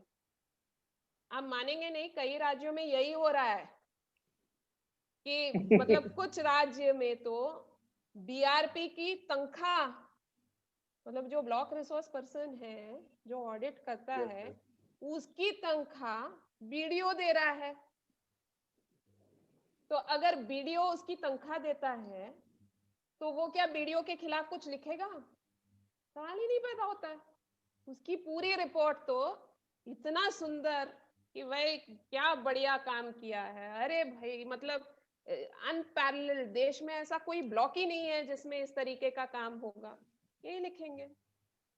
अब मैं यहाँ पर हमारे सामाजिक अंकेक्षण के जितने भी रिसोर्स पर्सन्स हैं उनको बाकायदा I can pull them up, क्योंकि उनकी तनख्वाह मैं ही दे रही हूँ, मैं मतलब संस्था दे रही है, I sign on their cheque but on their pay slip, but संस्था दे रही है इसलिए उसको संस्था को ही जवाब देना पड़ेगा। अगर कई बार मान लीजिए ऐसा नहीं है कि हमारे यहाँ भी कोई कोशिश नहीं कर सकता है कि चलो एक आध रुपए हम भी मार लें। मुझे याद है एक केस पिछले साल का जहाँ एक विलेज रिसोर्स पर्सन ने मुझे फोन करके कहा, मैडम हमारे बीआरपी साहब ने गूगल पे द्वारा 2000 रुपए ग्राम रोजगार सेवक से लिया है। तो मैंने कहा तुम श्योर हो? ही सेड हाँ मैम मैं श्योर हूँ, मेरे पास तो स्क्रीनशॉट्स भी हैं। तो मैंने कहा तुम्हारे पास स्क्रीनशॉट्स कहाँ से आए? तो उसने कहा मैडम वो उन्होंने मेरे को दिखाया कि मेरे को अर्जेंटली देखो मेरा मोटरसाइकिल काम नहीं कर रहा है, तो मैं फील्ड असिस्टेंट, मैं ग्राम रोजगार सेवक से 2000 रुपए मैंने लिए हैं ठीक कराने के लिए। तो जैसे ही उसने भेजा मैंने उस ऑडिट को सस्पेंड किया, उस लड़के को बोला ऑफिस आओ, तो वो आया। मैंने कहा 2000 किस बात के लिए? तो उस लड़के के पास तो उसने कहा था कि मेरी गाड़ी खराब है। मुझसे उसने कहा कि मैडम एक्चुअली वो क्या है ना, मेरी बहन की एंगेजमेंट है और अर्जेंटली घर पे पैसे की ज़रूरत थी, तो मैंने बस लोन लिया मैडम, वापस दे दूंगा। कार्रवाई करके हमने हटाया, लेकिन ये है कि वो जो लेवल ऑफ जागरूकता होती है ना, क्योंकि पढ़ के सुनाएंगे तो ये भी पढ़ के सुनाएंगे पब्लिकली। और आप याद रखें, मैं हमेशा हमारे लोगों को उंगली ऐसे करके दिखाती हूँ कि आप एक उंगली किसी और के तरफ दिखा रहे हो, इशारा कर रहे हो ना, तो 4 उंगलियां आप ही के तरफ है। तो टीम जैसे ही गांव में जाता है तो हर कोई उस टीम के पीछे पीछे घूमता रहता है देखने के लिए कि वो कहाँ रह रहा है, कहाँ खा रहा है, कहाँ सो रहा है, किससे मिल रहा है, कितने देर मिल रहा है। और कहीं जरा सी भी गड़बड़ी हो जाती है तो वो बाहर आके कहते हैं। और फोरम क्या है? ग्राम सभा में उठाएंगे, पब्लिक हियरिंग में उठाएंगे। अब government is very uncomfortable with that, employees बहुत अनकंफर्टेबल हैं, वो तो बहुत खुश होंगे ये कहने के लिए कि आप मतलब रिपोर्ट हमें दे दीजिए, हम एक्शन भी उस पर ले लेंगे, लेकिन पब्लिकली कुछ नहीं आना चाहिए। तो जो पब्लिक नेचर होता है ना, वो एजी ऑडिट में वैसे भी नहीं है, लोकल बॉडी अथॉरिटीज वाले ऑडिट में नहीं है। उनकी रिपोर्ट ये लिखते हैं और बाकायदा सरकार को दे देते हैं और आपसी तौर में ही वो डिसाइड कर लेते हैं कि पैरा है या नहीं है। तो एजी ऑडिट वाले खुद भी कहते हैं कि आपकी ऑडिट इसलिए ज्यादा ताकतवर है या ज्यादा मायने रखता है क्योंकि आप सब पब्लिक में कर रहे हो, और हमारी ऑडिट रिपोर्ट तो पीएससी जाती है। अब पीएससी जब मतलब पब्लिक अकाउंट्स कमेटी में जाती है, जब मिले तो मिले, बात करे तो करे, ना करे तो वाह पड़ी रहती है। आपको पता है सीएजी की ऑडिट पिछले 3 साल से रिपोर्ट अब निकली है। पिछले साल और उससे पहले शायद इतिहास में, भारत के इतिहास में ऐसा नहीं हुआ है कि अकाउंट्स पेश कर दिए गए हो पार्लियामेंट में और ऑडिट रिपोर्ट ना आया हो। ऑडिट रिपोर्ट अब आ रहे हैं 3 साल बाद। किसी ने पूछा कि सीएजी की ऑडिट रिपोर्ट 3 साल तक क्यों नहीं आई बाहर, क्या था प्रॉब्लम? और सीएजी की ऑडिट के लोग खुद ही कहते हैं कि भाई कुछ चीजें तो पब्लिकली अब कहना भी सही नहीं होता है, सरकार मतलब सरकार पे बुरा उसका छवि पड़ता है। तुम्हारा काम ही वो है, इसमें बुरा या अच्छा क्या है? आपका काम है कि आप ऑडिट करो और पब्लिकली उस लोगों के सामने रखो। और ये सारी एजेंसीज, चाहे वो सोशल ऑडिट एजेंसी हो, चाहे वो एजी ऑडिट हो, चाहे वो सीएजी ऑडिट हो, या वो ये institution, CAG institution, AG institution है, सोशल ऑडिट यूनिट जो है, ये institutions they are operating on behalf of the citizen. तो आप सिटीजन को नहीं बता रहे हो, आप कह रहे हो कि छवि, मतलब किसकी छवि? यार हमें पता होना चाहिए ना हमारा पैसा ढंग से खर्चा हुआ है या नहीं। मैं हैरान थी कि 3 साल तक, आप जाके चेक कर लें, अब निकल रही हैं। तो 3 साल तक सीएजी क्या कर रहा था? अरे सीएजी की ऑडिट ऐसे हो जाए तो किसी ऑडिट प्रक्रिया पर लोगों की जो विश्वास है वो उड़ जाएगा। मैम आपको क्या लगता है कि और कौन कौन से क्षेत्र है जहां पर ये सोशल ऑडिट करने के लिए सरकार को पहल करनी चाहिए या इसके उपाय करने चाहिए, क्योंकि आपका एक्सपीरियंस है इसका? आप देवेंद्र जी हैं शायद, आपका नाम जी देवेंद्र अग्रवाल। जी, देवेंद्र जी, मैं तो कहूंगी कि सारे राज्य कह रहे हैं कि हम सामाजिक अंकेक्षण कर रहे हैं, और सारे राज्य कहते हैं कि हम बहुत बढ़िया सामाजिक अंकेक्षण कर रहे हैं, लेकिन सामाजिक अंकेक्षण का अंकेक्षण भी किसी को करना चाहिए। तो मुझे लगता है कि वो जो अंकेक्षण रिपोर्ट पब्लिक डोमेन में है उसको डाउनलोड करना चाहिए, उसकी प्रिंट आउट लेनी चाहिए, और हमें खुद जाके, हमें मतलब गैर सरकारी संस्थाएं से जुड़े हुए हो या सिटीजन्स जो फोरम्स हैं या सिटीजन्स ग्रुप्स हैं या मूवमेंट्स हैं, उनको जाके चेक करना चाहिए कि क्या ये रिपोर्ट ऑथेंटिक है या नहीं। होता क्या है कि हम जैसे एक प्रक्रिया संस्थागत हो जाती है तो लोगों को लगने लग जाता है कि सरकार कर रही है ना, ये हम क्यों करें। पर सरकार कर रही है ये कोई जवाब नहीं होता है, सरकार करे, लेकिन सरकारी प्रक्रियाओं पर निगरानी रखना जो है वो सिटीजन्स की रेस्पॉन्सिबिलिटी है, वो नागरिक का कर्तव्य है। तो एक आध जगह आप कर लीजिए, सामाजिक अंकेक्षण की रिपोर्ट ले जाके फील्ड में क्रॉस वेरीफाई करिए और देखिए कि वो एक्यूरेट है या नहीं, और नहीं है तो सवाल जरूर उठाएं, तब भी ये सामाजिक अंकेक्षण संस्थाएं ढंग से काम करेंगी, वरना ये सारे कोऑप्ट होके सरकार की जेब में बैठ जाएंगे। एक मेरा प्रश्न है सौम्या जी। जी प्रबोध जी कहिए।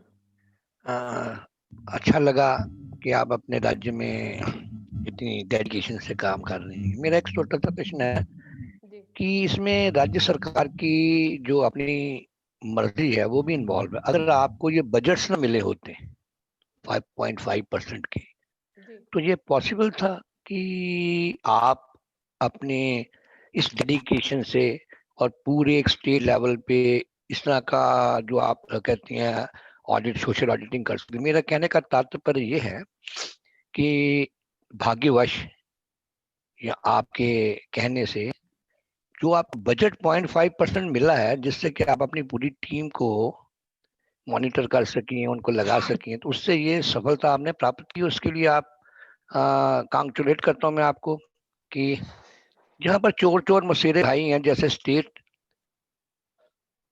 पंजाब में जैसे मैं काम करता हूँ, अगर मेरी इच्छा हो और अगर मुझे गवर्नमेंट बजट नहीं देती, और जो भी इंस्टीट्यूशंस ने, जो आप कहती हैं, क्योंकि मैं तो पहली बार इस एंगल से देख रहा हूँ कि जिस लोगों ने सोशल ऑडिट किया हुआ है, उनकी रिपोर्ट्स को लेके मैं किस अथॉरिटी से जा सकता हूँ उसको दोबारा री ऑडिट करने के लिए? हो सकता है कि वहां पर मुझे एंटरटेन ना किया जाए, और किसी किस्म की हिंसा भी हो सकती है। तो आप मुझे एक ही प्रश्न बताएं कि आपकी सरकार को ऐसा क्या था कि उसने आपको 0.5% बजट जो है, जो अगर आपको एलोकेट किया, और हम अपने राज्यों को कैसे मजबूर कर सकते हैं कि जो मनरेगा की राशि उसमें से कोई प्राइवेट जैसे जनता में से किसी को या किसी प्राइवेट एनजीओ को वो अथोराइज करें कि वो इस तरह के ऑडिट्स करें। जी, सबसे पहले तो जिस संस्था को मैं हेड करती हूँ वो एक सरकारी संस्था है। It's been set up by the department of rural development, but उसकी फंक्शनिंग इंडिपेंडेंट ऑफ गवर्नमेंट है। जैसे इंफॉर्मेशन कमीशन को इंडिपेंडेंट ऑफ गवर्नमेंट माना जाता है, गवर्नमेंट उसको, या इलेक्शन कमीशन को इंडिपेंडेंट ऑफ गवर्नमेंट माना जाता है। पैसा सरकार ही देता है, लेकिन वो इंडिपेंडेंटली फंक्शन करता है। उसकी फंक्शनिंग में आप कोई नुक्ताचीनी नहीं कर सकते। यू कैन नॉट इंटरफियर, मतलब बेसिकली आप उसमें कोई दखलंदाजी नहीं कर सकते हो।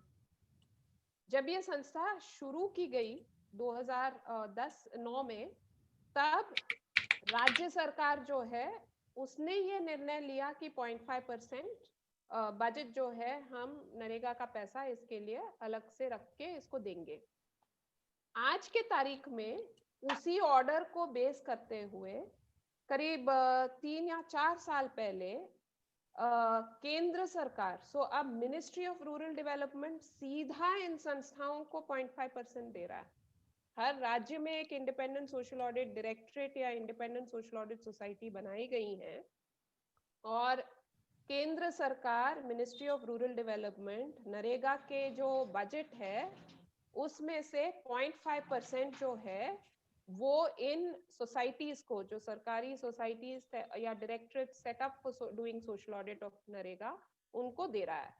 तो कोई भी राज्य के एनआरईजीए के जो मतलब जो ये सोशल ऑडिट सोसाइटीज हैं जो सेटअप की गई हैं, कोई भी ऐसा राज्य नहीं है जिनको गवर्नमेंट ऑफ इंडिया ने पैसा सीधा नहीं दिया हो। 0.5% जो है तो वो केंद्र सरकार सीधा ही इन सोसाइटीज को दे रहा है।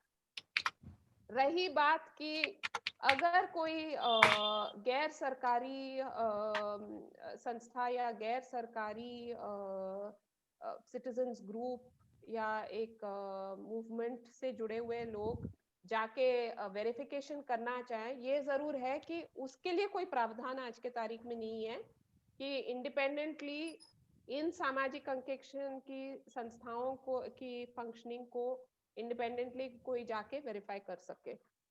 वो तो हर राज्य में जो सिटीजन्स ग्रुप्स हैं उनको खुद ही एक तरीके से मानस बना के ये रिपोर्ट्स लेके जाके करना पड़ेगा। वायलेंस की जो बात है या जो रिएक्शन की बात है, वो डर तो हमेशा रहेगा। वो चाहे आप आरटीआई एप्लीकेशन लगा दो, उसमें वो डर हमेशा रहेगा। आप इन अंकेक्षण का अंकेक्षण करो तो वो डर जो है वो है, या वो थ्रेट जो है वो हमेशा रहेगा।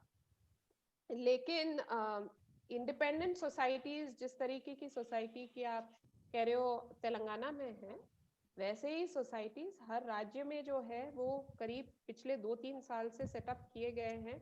मध्य प्रदेश में है, छत्तीसगढ़ में है, पंजाब में है, हरियाणा ने अभी सेटअप किया है, कर्नाटका में है, तमिलनाडु में है, सिक्किम में है।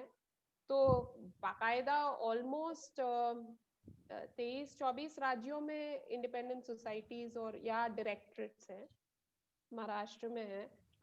बस यही है कि वो किस तरीके से फंक्शन कर रहे हैं, उस पे जो है सिटीजन स्टेटस रिपोर्ट निकालना बहुत जरूरी है, क्योंकि ये भी जानना जरूर और अच्छा भी है।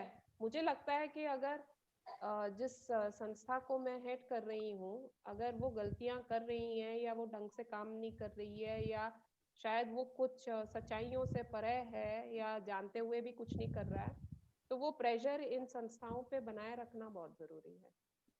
इसमें एक ही मेरा छोटा सा एक क्लैरिफिकेशन है कि एक इस सोसाइटीज की मेंबरशिप लेने के लिए, जैसे जो गवर्नमेंट ने सेटअप कर दी है एज पर द रूल्स, उसके लिए भी सरकार स्वतंत्र है कि किसको उसका मेंबर बनाती है, किसको नहीं बनाती है। अगर सरकारी इच्छा यही है कि वो कुछ ऐसे लोगों को उसमें शामिल करे जो कि उनके इशारों पे नाचे, और जो आप जैसे न्यूट्रल लोग हैं जो समाज सेवक हैं और उनको वो सोसाइटीज में नहीं अडॉप्ट करती हैं, तो तब क्या, then what is the alternative? So basically, as per Government of India norms, इन societies को head करने के लिए उन्होंने बहुत clear तरीके से based on the Andhra experience, Andhra and Telangana's experience, कहा था कि आप advertisement देंगे और आप ये बाकायदा एक जो non government पर्सन है, एक एक्टिविस्ट जो सामाजिक अंकेक्षण में वेल वर्स्ड हो, ऐसे ही लोगों को चुनेंगे। ये मतलब there are norms that have been laid down. In fact auditing standards मैं आपके साथ शेयर कर दूंगी।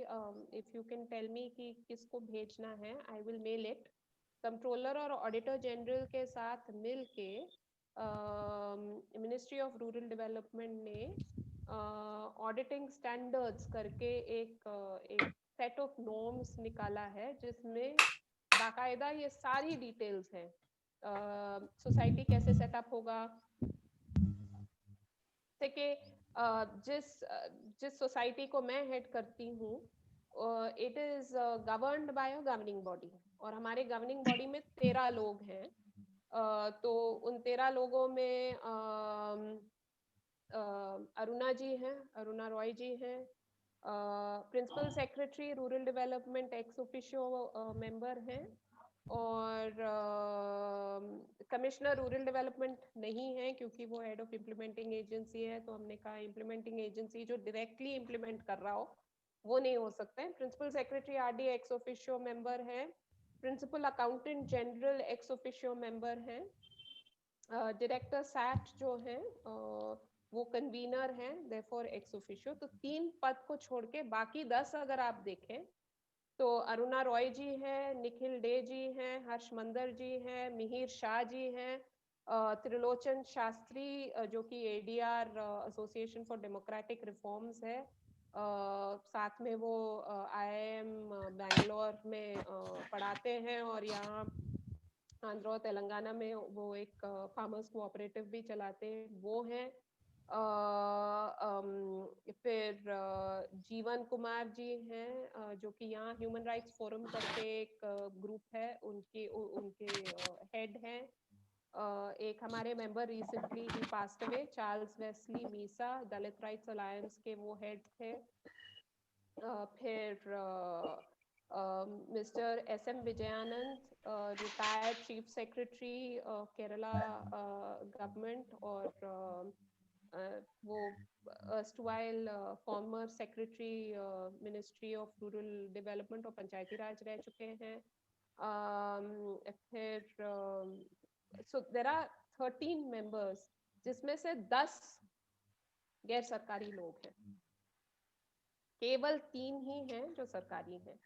और chairperson of the governing body Manohar Prasad करके सर करके हैं, जो कि वो भी यहाँ एक बहुत वेल नोन, उन्होंने IAS से बहुत पहले ही रिजाइन करके यहाँ पर ट्राइबल एरियाज में बहुत बड़ा एक पहल किया फॉर एजुकेशन। तो वो हमारे चेयरपर्सन हैं of the governing body. Her decision जो है वो बाकायदा गवर्निंग बॉडी के थ्रू ही होता है। तो ये ऐसा नहीं है कि सरकार कोई भी डिसीजन अपने आप से लेके हमको कह सकता है कि इस पे आप अमल करो।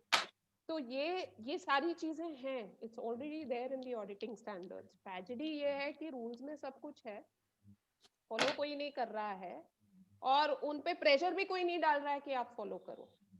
तो इसलिए अगर ऐसी भी चीजें, मतलब सोशल ऑडिट फील्ड लेवल पे अगर आपको लगता है कि देयर इज अ फियर की बैकलैश होती है, उस संस्था को ही आप देख लो।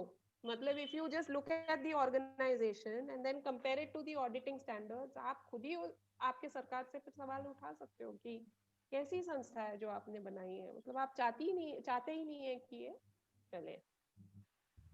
मतलब मैम आपकी बात को अगर हम माने तो इसमें नॉन ब्यूरोक्रेट पर्सन इसमें अलाउड है, और इसके लिए सरकार ने स्पेसिफिक गाइडलाइन दी हुई है, यही बोलूं? Yes, there are the auditing standard says 3 people have to definitely be there from civil society organisation होनी ही चाहिए। मैम I जब share गांव the इसमें auditing इतने सारे standards. होते हैं, जी मैम इतने सारे गांव होते हैं, तो आप लोग रोज कितने ऑडिट ऐसे करते हैं कि कंटिन्यूअसली फिर अगले साल फिर से उस गांव का नंबर आ पाता है कि नहीं आ पाता है? साल में एक बार करते हैं एक ब्लॉक का, मतलब हर जीपी को कम से कम in a year once it is audited, क्योंकि 2 बार करना बहुत मुश्किल है और बहुत लंबी प्रक्रिया है, क्योंकि 15 दिन अगर आपको साल में एक बार हो जाता है हर ब्लॉक? हाँ, every block every GP is audited at least once. और इसमें बाहर से आए हुए आदमी उसमें रह सकते हैं गांव के लोगों के अलावा और ऑडिट बॉडी के अलावा? ओपन प्रक्रिया, कोई भी आ सकता है। तो मतलब इट मींस हम एक्टिविस्ट अगर चाहें कि जो वर्किंग है प्रॉपर हो रही है कि नहीं हो रही है, हम उसमें प्रेजेंस हो सकते हैं। हाँ बिल्कुल, there is why should anybody इससे शायद और ट्रांसपेरेंसी बढ़ेगी। करना भी चाहिए, मैं तो एनकरेज करती हूँ। हम तो लोकल जितने एनजीओज हैं उनको तो हमारा annual calendar we mail it saying please go, please see, please participate, please let us know ढंग से काम नहीं हो रहा है। अगर कोई कुछ करता है, मतलब ऐसे ही हमें ही जाके कोई रिपोर्ट लिख के आ रहा है, तो प्लीज हमें बताएं, क्योंकि हम चाहते हैं कि ये ट्रांसपेरेंट हो। इसलिए तो रिपोर्ट्स भी हमने पब्लिक डोमेन में, because it's all in Telugu. अब मैं इंग्लिश में डेटा एंट्री, क्योंकि पूरा डेटा एंट्री तो अंग्रेजी में ही है, in regional languages it's very difficult to put out data. तो एमओआरडी के एमआईएस हो या हमारा स्टेट एमआईएस जो हो, उसमें एंट्री पूरी तो इंग्लिश में होती है। गांव का कोई आदमी उसको पढ़ना चाहे, एक तो वो इंटरनेट में जाए, वो एमआईएस में उसको ढूंढे। मैंने कहा छोड़ो यार, ओरिजिनल रिपोर्ट डाल दो ताकि कोई भी डाउनलोड कर सके। और वो एक अंकुश है, क्योंकि अगर मैं लिख रही हूँ और मैं उस पर साइन कर रही हूँ, तो I am answerable to what I have sign for. मैं ये नहीं कह सकती हूँ कि नहीं उस वक्त साइन कर दिया था, मैं सोच नहीं रही थी, अगर सोचती तो शायद साइन नहीं करती। ऐसे नहीं होता है ना।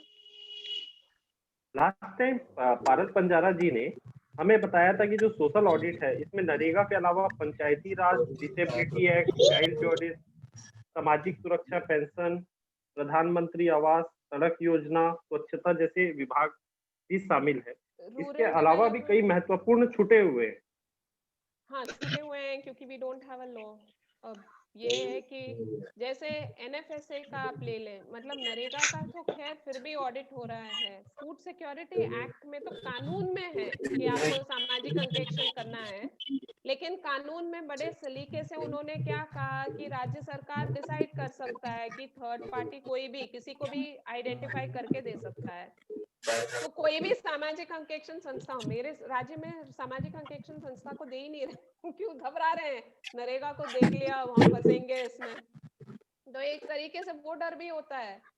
तो जहां पर ढंग से सामाजिक अंकेक्षण संस्थाएं काम कर रही हैं, वहां आगे की स्कीम्स देने के लिए भी सरकारें सोचेंगी, दे नहीं दे, क्यों फंसे, फालतू में क्यों फंसे। लेकिन हाँ, मैडम मेरी लास्ट क्वेरी है, जी लास्ट क्वेरी बस मेरी इतनी है कि हम एक्टिविस्ट जो आरटीआई क्षेत्र में या सामाजिक उसमें काम कर रहे हैं, हम उसमें बेहतरी के लिए क्या कर सकते हैं और क्या करना चाहिए हमें?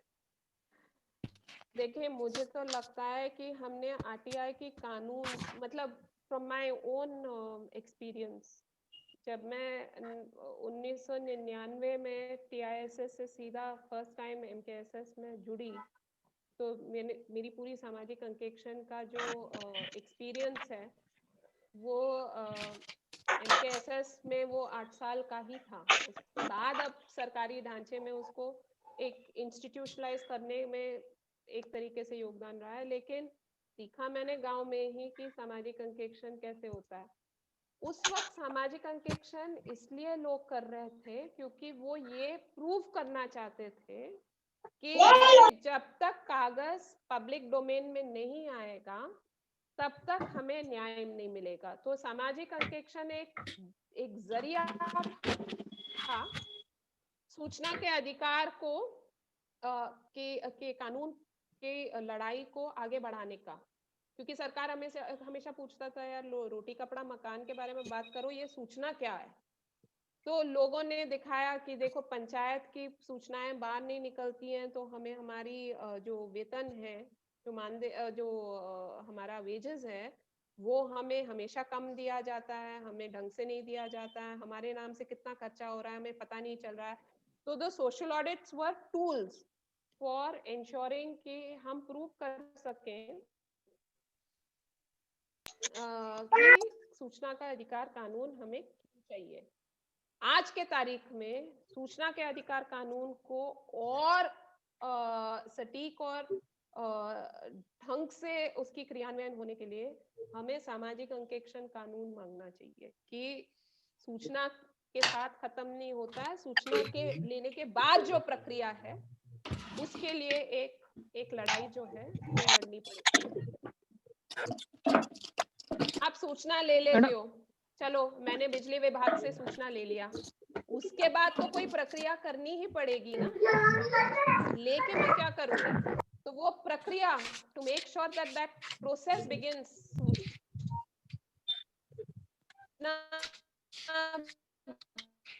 बाहर निकालना केवल एक है, वो सामाजिक अंकेक्षण की प्रक्रिया है। तो मुझे तो लगता है एक कानून के लिए या प्रक्रिया के लिए लड़ाई लड़नी पड़ेगी। जी हेलो। हाँ मुझे अच्छा गोस्वामी जी, हाँ बोलिए। मैम मेरा एक सवाल था। हेलो। हाँ एक समय में एक ही लोग बोले। जी हाँ अक्षय गोस्वामी जी मैं बताइए। मेरा ये सवाल था, जिस जैसे हम सभी लोग जिनको डीपली नॉलेज नहीं है, तो आप हमें क्या सजेस्ट करेंगे कि इसमें से कौन कौन सी रिपोर्ट की हम प्रिंट आउट लें जिसके व्याप से हम सोशल ऑडिट अपने लेवल कर सकें। दूसरी चीज के अंदर क्या लेबर जो कोविड-19 में, अभी कोविड के टाइम में कुछ गांव में कुछ पंचायतों में जो लेबर को पे आउट दिखा रखा है उसकी परसेंटेज रेशो 23.5 है और मेटेरियल परचेज 75 से ऊपर है। तो मनरेगा के अंदर जो भी परचेज होती है क्या रजिस्टर्ड वेंडर से ही हो सकती है? लास्ट की मनरेगा के अंदर जो मेटेरियल परचेज किया जाता है उसमें कैश परचेज की लिमिट क्या है?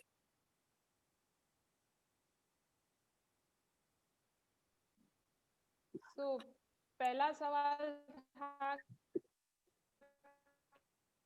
कि मनरेगा तो किस तरीके के डॉक्यूमेंट्स की जरूरत पड़ेगी या कैसे करना चाहिए? हाँ मेन वही है। हाँ तो एक कौन कौन से डॉक्यूमेंट्स के प्रिंट आउट लें फिर ग्राउंड पे? तो मैं वॉलंटियर कर सकती हूँ कि मैं आपको एक एक सिंपल मैनुअल कि क्या क्या ले सकते हैं, like a citizens manual for doing social audit of NREGA जो है, निखिल जी से भी मैं बात करूंगी कि हम तैयार करके आपके, हो सकता है ऑलरेडी हो बट अगर नहीं हो तो we will make sure that we prepare one and share it with you if that is okay. क्योंकि हमारे पास जो ऑलरेडी ट्रेनिंग मैनुअल्स हैं उसमें से भी I can share with you, but यही है कि हर राज्य में अलग होता है इम्प्लीमेंटेशन। बाकायदा the rules are the same but forms of implementation शायद अलग हो लेकिन डॉक्यूमेंट सेम होते हैं। तो एक चीज हम ये कर सकते हैं कि हम आपके साथ शेयर कर सकें कि citizens manual on how to do of NREGA और any other scheme. Bhaskar ji आप हैं क्या? मैडम लगता है कि भास्कर प्रभु और गांधी स्वराज नहीं जुड़ पाए। क्या कारण था? वैसे हर मीटिंग में आते हैं लेकिन अभी दिखे नहीं है वो। शायद कोई अन्य उनकी एक आरटीआई कट्टा वगैरह की मीटिंग चलती है तो शायद उससे उनको टाइम नहीं मिल पाया लगता है आज। तो शिवानंद जी आपसे रिक्वेस्ट है कि क्या ये कुछ चीजों को आप एक मेल या व्हाट्सएप में डाल के मुझे भेज दें ताकि मैं याद रख के ये डिस्कशन करके फिर आपके साथ शेयर कर सकूं ताकि आप फिर अपने पूरे ग्रुप के साथ शेयर कर सकें। जी सर, जी मैडम बिल्कुल श्योर, इसको अपन आपके व्हाट्सएप में डालेंगे और जो भी इनके क्वेश्चंस है इसको हमने प्रिपेयर भी कर लिया है, कुछ जो लोग पूछ रहे थे और ये है कि हम संपर्क करेंगे। नहीं मैम, इसमें एक मेन इंपॉर्टेंट चीज क्या है, मैं जो कंफर्म करना चाह रहा था कि जब से ये कोरोना का पीरियड शुरू है, कोविड-19 I was coming to that corona ji, हाँ इसमें वेजेस की जो रेशो दिखा रखी है वो बहुत स्क्यूड है 35 और मेटेरियल परचेज दिखा रखा है 73.65। क्या वो सही है इसके accordingly? No, so material percentage can only be 40%. For instance कि एक राज्य में अगर 2000 करोड़ खर्चा हुआ तो 2000 करोड़ के 40% you can spend on material. So wage material ratio ये है कि only 40% can be spent on material. So और लेकिन वो एक चीज मैं माफी चाहूंगा, मेटेरियल परचेज तो रेशो दिखा दिया, लेकिन परचेज का जब हम डाटा चेक करना चाहते हैं तो उस पे 3 महीने से 4 महीने तक यही आता रहता है, please wait for some time. on the